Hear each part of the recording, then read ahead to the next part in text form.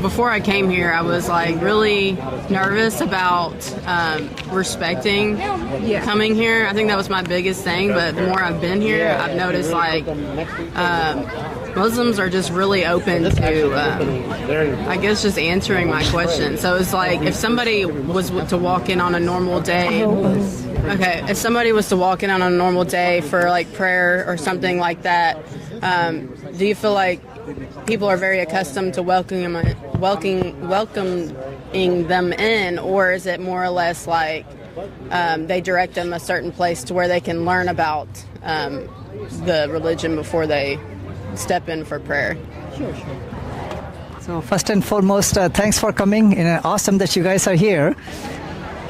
So anytime any person can come and ask questions, watch us pray, and just be with us, right? Socialize with us. You can do it anytime like that. Yes. So, and then a question that I have is, why do we take our shoes off when we enter into the mosque? Very good. Yeah. Question is, why do we take the shoes off? For the reason that when we walk outside anywhere, it could be mud, could be, snow, dirt. We don't want to bring it inside the mosque in the clean carpet, because the way that we pray is that we put our forehead on the ground and we pray. We stand up, we bow down, then we prostrate. So we don't want all the dirt inside. Like, how many times can be clean, right? So that's the major reason that we take the shoes and put them in the racks and then go and pray in the clean carpet. For that reason, before we come to the mosque, we have to wash our faces, our arms, and our our feet, because we are standing in front of God. We have to be physically clean. Our clothes, our body should be clean. The place that we pray should be clean. Our hearts and minds should be clean. That is the reason. Yes. Makes sense? Yeah. And then you now. Thanks, Neil.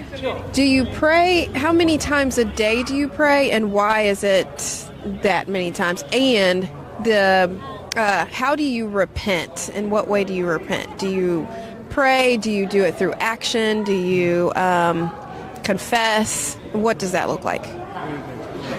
So your first question is that how many times we pray and why that many times? So we worship 5 times a day. Because I'm making a distinction, worship compared to prayer.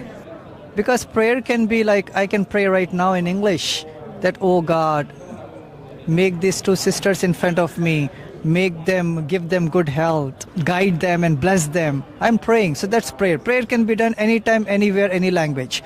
But the 5 daily worship that we do, they are 5, and we do those in Arabic in certain way that Islam has guided us to do.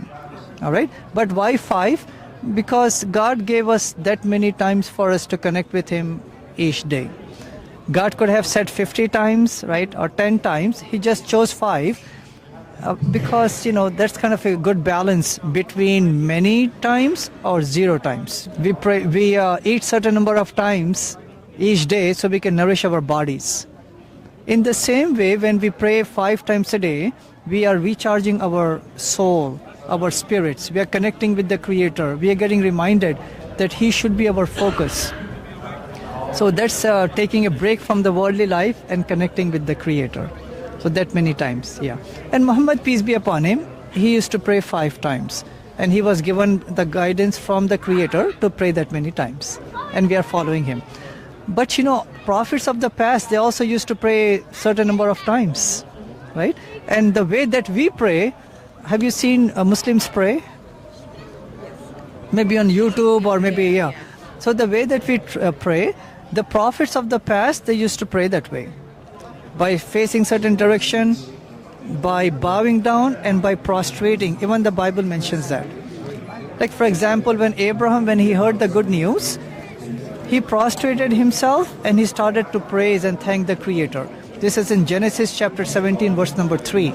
And we say that we follow Abraham in that way. When Moses and Aaron and their families, when they had to pray, they washed themselves, then they went to the place of prayer and they prostrated and they prayed to one God. We say we follow that. Since you guys are from Christian background, I can give you one reference from the New Testament, okay? When people were coming after Jesus, he went to the Garden of Gethsemane. Over there, he prostrated himself and he said that, "Oh God, take this cup of death away from me. Not my will, but your will." This is in Matthew 26:39, right? We say that we follow Jesus in that also. And lastly, the way that we pray, we don't have any mediator, any idol, any depiction in between us and the Creator. We pray to God directly. Yeah. I think that's it for me. Okay. I have a question. So I'm going to go back to my question I talked about in there, and that is when you're taking on what you bear, say you did something very traumatic or you did something very, like, in the eyes of other people, very wrong, like, how would you, so is it just about self-correcting yourself along the way, or is there any out from that, from, like, you know, the worst atrocities of life that you were to do? Would there be something that you could do to still stay on the path to where you're not doomed in the end of your life? That's a really good, relevant question. I think that the second question of yours was that, right? How do you phrase the second question? How do you repent? So, as far as, does it happen through confession? Does it happen through a leader? How do you confess your sins in my language? Yeah. Yeah, so confession of the sins in Islam is not to any person, any imam, any idol. We only confess our sins and ask God's forgiveness. So we don't have like a chamber in which an imam is sitting in the room and people in the front confessing, "Oh, my father," or "My imam." We don't do that because they don't have any power to forgive the sins. Only God does. They are not mediators. Okay? Now, there are a few steps that we need to do. First and foremost, we need to recognize that we committed that sin. So we need to admit that. Second thing is that we need to make sure that we sincerely repent to the Creator. So sincerity has to be there. You know, I have 2 children. I know that if they did something wrong, I can see if they are telling sorry to me, is it coming from their heart or they just want to escape the punishment, okay? Sincerity has to be there, right? Third thing is, when we repent to God, we cannot have any mediator because the Quran says directly repent to the Creator. That's number 3. Number 4 is, we should make the commitment not to do it again.